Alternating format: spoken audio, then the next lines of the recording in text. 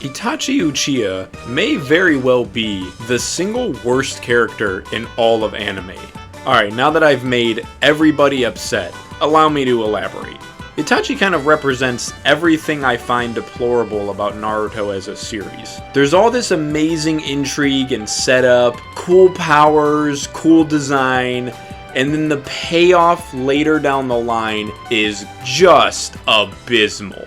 Itachi is one of those interesting paradoxes in anime culture that I understand yet can't understand. I get why people like him, but at the same time, I don't get why people like him because he sucks. Like, I get why, because he's got a cool design, he's ominous, and he's got cool powers, he's got the nail polish and the Hot Topic thing going on. Like, he looks cool. I can tell you, out of every anime character that I've ever tattooed, Itachi is the #1 character that I ever get requests for. People love Itachi. I think at least 75% of it goes to his design. He looks cool. In the beginning of the series, when he's first introduced, when he's first talked about, when you kind of first start seeing him, he's a cool villain. The thing I found most interesting about Itachi was that he committed this mass murder of his own clan, which drives one of the main characters through his own personal arc. Yet the one person that he couldn't bring himself to kill was the same little brother that is now hell-bent on killing. It's an interesting plot here. I like revenge stories a lot, and just on a personal note, most of my favorite animes usually involve some sort of brotherly dynamic because I have a close relationship with my own brother. I always find brother dynamics in anime quite intriguing in what routes they get taken. So needless to say, I was on board with the Itachi train. I was all on board with everybody else. Now listen, if you haven't watched Naruto, you don't know about Naruto, 2 things I'm going to spoil for you here. So if you don't want to be spoiled on Naruto Shippuden or Metal Gear Solid 3, I suggest you stop watching. And if you don't understand how these 2 things are going to connect, I'll get to it. So basically, let's summarize. Let's get the cliff notes here. Sasuke, Uchiha, he's upset because his whole clan is dead. His mom, dad, everybody, they all died. He was walking home from school one day and he came home and his brother had just murdered everybody. Pretty shitty day to say the least. So then his brother performs like some sort of optical jutsu on him, and then he's like, fuck off, or I don't know what he does, but he's sitting underneath the moonlight all scary and everything, and now Sasuke's hell-bent on like, alright, I'm gonna kill this motherfucker and that's it. Like, there's no other options. Like, I don't give a fuck about none of this ninja stuff. I don't give a fuck about Naruto. I don't give a fuck about any of you. My only goal in life is to murder this dude.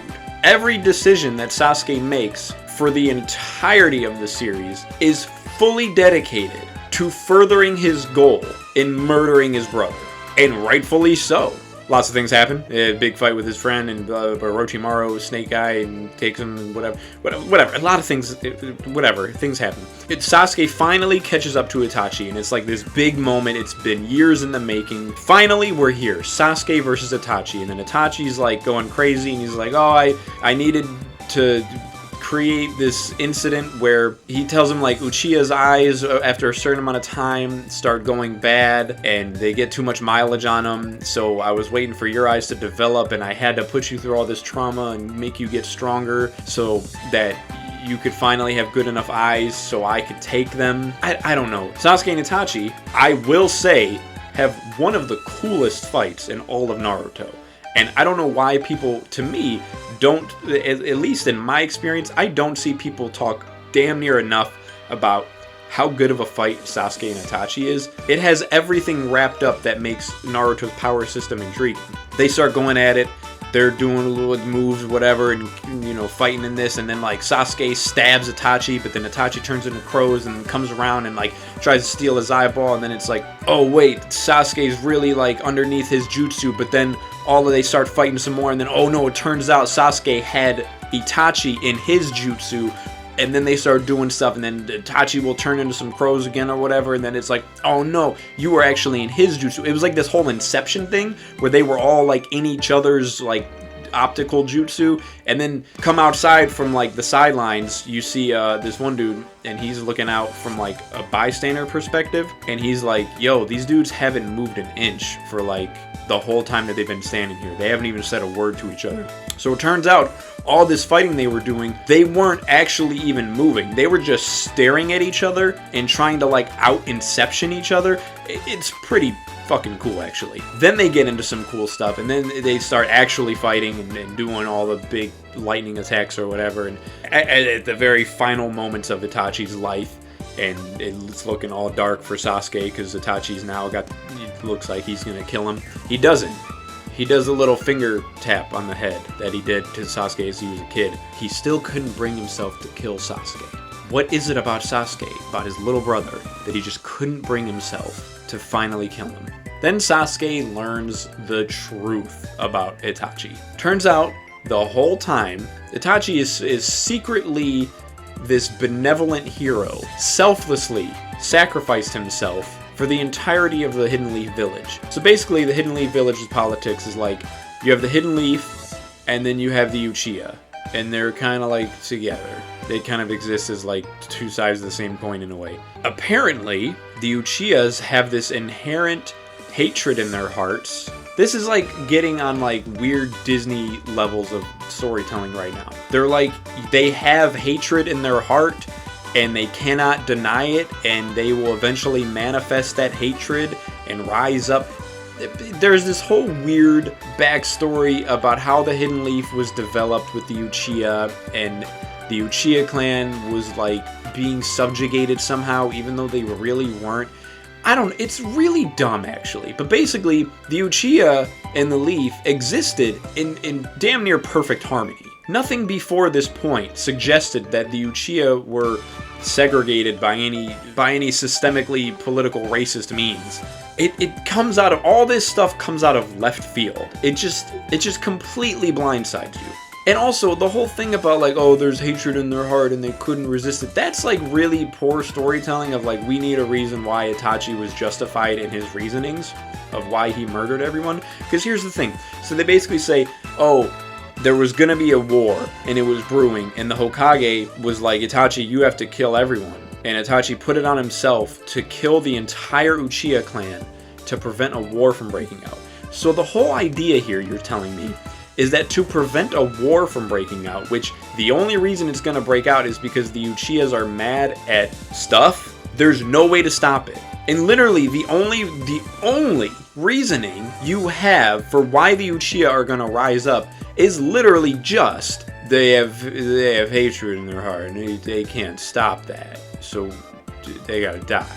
There's this like arbitrary Kingdom Hearts-ish storytelling we have going on to avoid a war, right? We want to avoid a war. We're trying to use diplomacy to avoid casualties. Like, we don't want human lives to die, right? Like, that's the whole point of avoiding war. So the Hokage's and Itachi's, their whole plan to avoid losing mass amounts of lives is to literally take mass amounts of lives. They murder the entire Uchiha clan on the basis that they're all evil. There hasn't even been like any political uprising or protests or anything. It's just straight up like presumptuous, yo, we're gonna get the drop on them, go kill them all. Because we want to avoid killing people. So you kill people to avoid killing people? This is the level of storytelling that is in Naruto, and I hate it. Itachi was so much more interesting as just as a villain, had his own kind of narrative going on, and he couldn't kill his brother, but why did he kill the village? No, it turns out you were so selfless that you murdered everyone. Does that make any fucking sense? He goes down and gets labeled a traitor, and is gonna be remembered as this horrible, heinous criminal. And it's like, the people that do know about it are like, oh, Itachi, how horrible for him. Everyone who like loves Itachi, they're like, man, he put the whole village on his back. No, he murdered an entire village, actually. Like, he committed, like, he didn't put any village on his back. He's a genocidal maniac. The thing is, if you're going to create this selfless sacrificial hero story where he takes the blame for a crime, maybe he shouldn't have committed the crime, because at the end of the day, he still committed mass fucking genocide. And then there's a point where he's like got the sword up to his dad's neck, and the dad's like, you're a good son, Itachi. Your son that you raised, you and your wife, biologically produced this child, raised him up, taught him everything he knows, showed him nothing but love and affection, and he was also your favorite. Now he's got a sword to your neck simply because the Hidden Leaf Hokage told him to. And you're like, yeah, you're a good son. How is he a good son? He's about to slash your throat and take your life. And Itachi's up here crying like, I don't want to do it, I'm so sad. Then just don't fucking do it, dude. Because there's literally no reason why any of this war and stuff has to happen. And don't give me the, oh, the Madara Uchiha thing happening. No.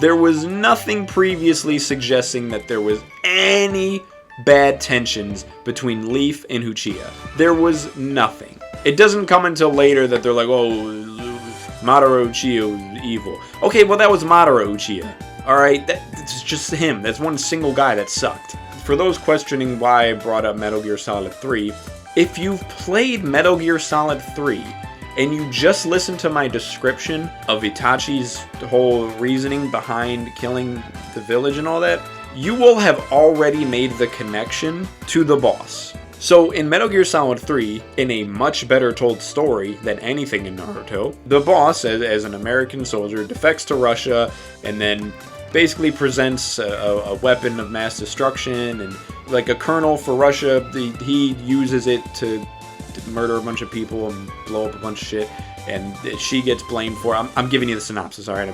It's a very, very complicated story. So then basically, through a whole bunch of crazy circumstances and a whole bunch of wacky antics that they're going through, she ends up taking the fall for the whole thing. So like, World War III was about to happen because this dude blew up this like American facility or whatever. She takes it upon herself to be like, alright, I originally was going in here for some other shit, but I'm gonna take the fall for it. She goes down for a genocidal crime that she did not commit in order to avoid an actual world war of nuclear proportions.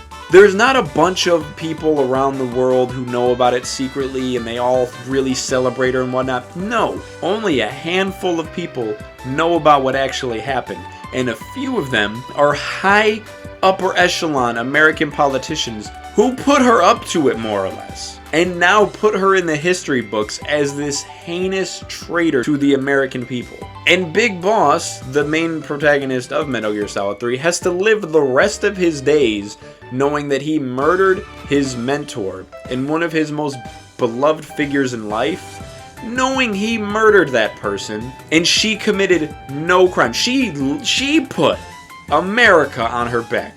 America. She did it. She was a true fucking patriot. Itachi was a genocidal maniac who murdered his entire village. He committed the crime. He murdered everyone.